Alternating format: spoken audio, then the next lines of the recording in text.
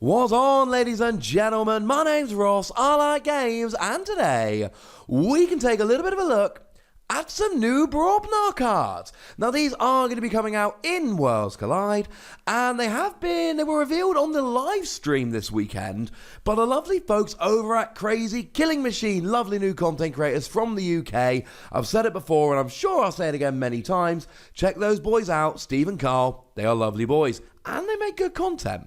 So we've got 3 new Brobnar cards to talk about, and we're going to start off talking about Shorty, who was actually revealed way back in the initial article that revealed the set, but we only could see a little bit of the left-hand side.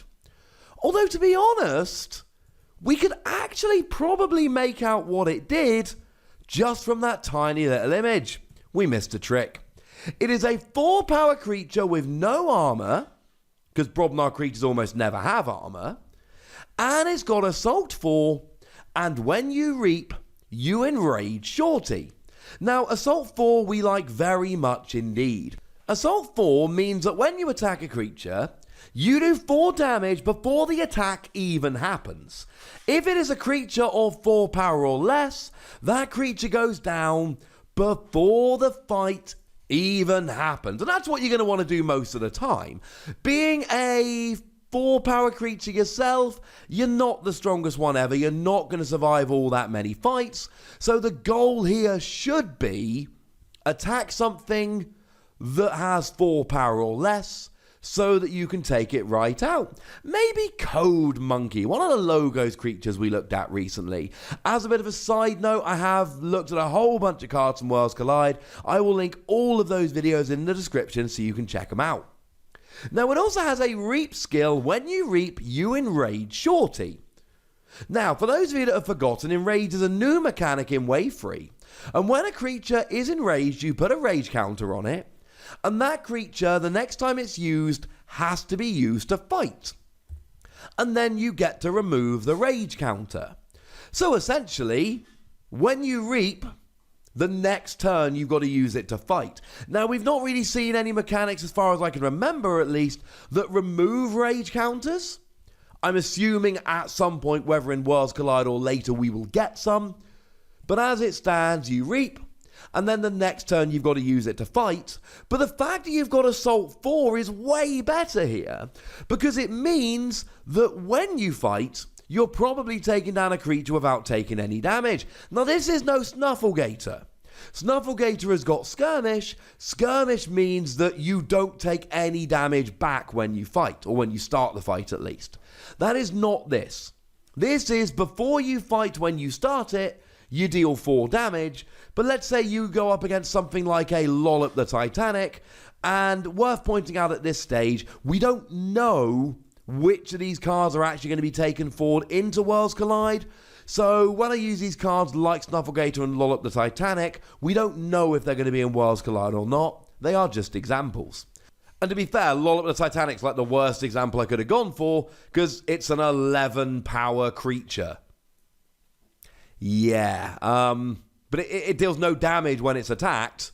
So you'll do 4 of assault, then you'll do 4 of attacking, but he'll do nothing back. Right, let's look at Scullion instead. Scullion is a 7-power creature with 2 armor. So when you do the assault, you deal 4 damage, so you take away the armor and deal 2.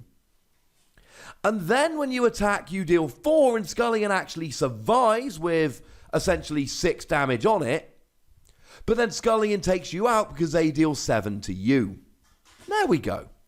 I like that you've got the combination of enraging when reaping and Assault 4, but it's kind of annoying that you cannot reap turn after turn. Hey, there's another creature here as well, Stilt-Kin. 2 power, 0 armor, and this one does have Skirmish, so if you start a fight, you take nothing in response. After a giant creature is played adjacent to Stilt-Kin, ready and fight with Stilt-Kin. This is good, ladies and gentlemen. This is really, really good. We like Stilt-Kin. Now, a lot of Brobnar creatures are giants. Not all of them, But there are a whole bunch of them. I mentioned Lollop the Titanic a minute ago. That's a giant. But then we've got a whole bunch of things like Grenade Snib, for instance, which, unfortunately, that ain't no giant. It's a goblin. In Wave 2, we got ourselves Bingle Bang Bang. And again, Bingle Bang Bang might have made its way onto some championship mats from Store Championships, but it ain't no giant. It's a goblin. But there is actually a really fun combo to be made here with stuff like Drummernaut. Now, we don't know if Drummernaut is going to be in Worlds Collide. Although I've not been keeping up with the cards that are going to be in from old sets. Maybe it is. We don't know. At least I don't know. But it's a good example. When you play Fight or Reap, you return a friendly giant creature to your hand. So what you can essentially do is make sure that Stilt-Kin is on a flank but one with a giant next to it. And then use Drummernaut, pick it up, and then play it back down next to Stilt-Kin. If you've got two Drummernaut, remember that Drummernaut is a giant, so you can essentially play a Drummernaut, pick up a Drummernaut, play it down next to Stilt-Kin, and pick up the other Drummernaut, and then put it down. If you've got actually one either side of Stilt-Kin, it's only going to be the rule of 6 that stops you. But as long as you've got one next to it and one somewhere else, you can essentially keep playing down the Drummernauts to pick each other up, making sure you're playing it down next to Stilt-Kin, and you can ready and fight. You're only a 2 power, so you're not doing much damage, but skirmish means you're taking nothing in return. But remember, if there's nothing to fight, you ready? Oh, there's nothing to fight. Now I can reap instead.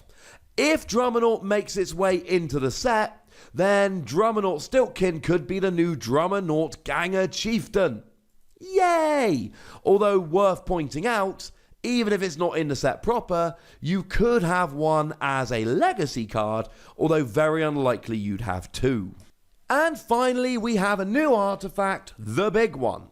It's got an amber bonus, and it reads, after a creature is played, put a fuse counter on the big one. If there are 10 or more fuse counters on the big one, destroy each creature and artifact. Now, on the one hand, this does bring in another kind of counter, and we've already got ward counters and enrage counters and all sorts being added in, but I love that there's a completely new mechanic here. Now, there is every possibility that your opponent can get rid of this. If your opponent's able to play something like a barehanded, again, no guarantee that it ends up in Worlds Collide, although it has been in both the sets so far, you pick it up and put it on top of the owner's deck. And this reminds me very much of Redacted that came around in Age of Ascension. Because Redacted, when you pick logos as your active house, you place 1 amber from the common supply on it. When there are 4 or more on Redacted, you sacrifice it and forge a key at no cost. The thing is, if your opponent gets rid of it before you've hit the number you need, then it's done nothing. Although, to be fair, the big one does give you an amber bonus, so in your face Redacted, that doesn't give you an amber bonus. The thing is, it's after a creature is played. Not a friendly creature, not a Brobnar creature, any creature from either player. As soon as 10 creatures are played after it, everything blows up. And it is each creature and each artifact. All of yours and all of your opponents. Yes, including the big one. So this is going to be a very interesting card to use, because you can play down, say, 8 creatures, and your opponent can go, oh, don't like that my opponent's got 8 creatures, so they play 2 creatures and everything goes down. If you play creatures with nice coming into play abilities, think something like Drummernaut, it's fine, but it could get kind of awkward. What I do like the idea of here is playing something like double Drummernaut, and then play Drummernaut, fuse counter. Play a second Drummernaut, fuse counter, pick up the first Drummernaut, play it for a fuse counter, and so on until you hit the rule of 6, and then you're much closer. Essentially, this can be used against you if you've got a big battle line or lots of artifacts, but it can hugely help you. If your opponent's got lots of creatures and artifacts, this can really help. If you end up with a deck that is very action heavy, i.e. lots of actions, fewer creatures, fewer artifacts, this could be a phenomenal card while you punish your opponent for doing things that you don't want to do. This is going to be a very skillful card, and it really is going to depend on how you actually play it as to how useful it's going to be. But I do think there is a lot of potential here for an awful lot of fun. But I would like to know what you think about all of these cards, so do please be kind enough to let me know in the comment section. Go nuts! Be nice. And then make sure you like this video, subscribe to this channel, and follow me on Twitter at the Wossy, where we talk about games like Keyforge and whatever else takes our fancy. And maybe check out the Patreon over at patreon.com/PTCGradio, because people tell me I need to push it a bit more.